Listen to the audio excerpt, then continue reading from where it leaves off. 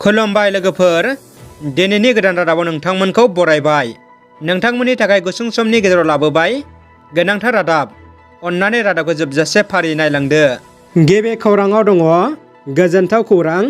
मुलुगदांखा भारतीय मणिपुरनि गोहोगोरा आइजो बक्सार एमसि मेरि कमआ एएसपि बिबान आजावबाय।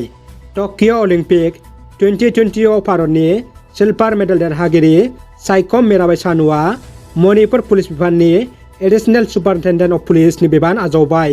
मुंदांखा गेलेगिरिया हादरनि जानानै गोबां मुं खालामदों, जायनि थाखाय मणिपुर सरकारा पुलिस बिफाननि एसपि बिबानाव थिसनो। गिबि मन्थ्रिया डिसिखौ धमकी होदों। सुनिबारखालि गिबि मन्थ्रि डक्टर हिमन्त बिश्व शर्माया नगावआव मोनसे गोनांथार मेलाव थाङो। नगावआव थांनाय समाव गिबि मन्थ्रिनि रैखाथिखौ थि खालामनो थाखाय नगावनि डिसिआ 37 नं नेशनेल हाइवे लामायाव गारि लाखिनानै रायजोफोरखौ जेंनायाव खोख्लैनायखौ नुना गिबि मन्थ्रिया रागा जोङो आरो गिबि मन्थ्रिया नगावनि डिसि निसार हेपारिखौ हिन्दी रावजों रायना होगदावो। दा बे खौराङा हादरनाङै भाइरेल जायो। डीसी साहब ये क्या नाटक है? क्यों गाड़ी रुकवाए हैं? कोई राजा महाराज आ रहा है क्या? बट ऐसा मत कर, आगे रुकू का कस हो रहा है।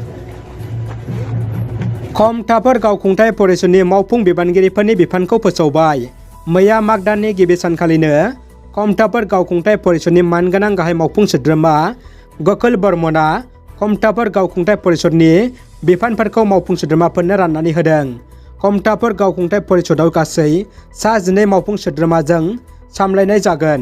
गाहाय मावफुं सोद्रोमाया आक्रासुनि बारग' गाहाय नेहाथारि मानगोनां गकुल बर्मन।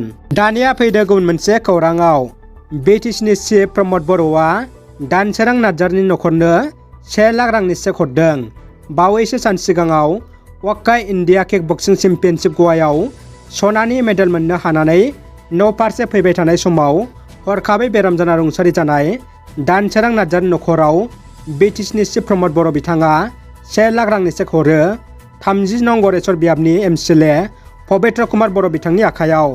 बिटिसिनि सिएम प्रमद बर' बिथाङा हरनाय 1 लाख रांनि चेकखौ हादोरारि गेलेगिरि रुंसारि दानसोरां नार्जारिनि बिफा राजेन नार्जारिनि आखायाव गथायनानै होयो। पबित्र बर'आ अकिल गगैनि नखरा कभिडजों गाग्लोबजादों।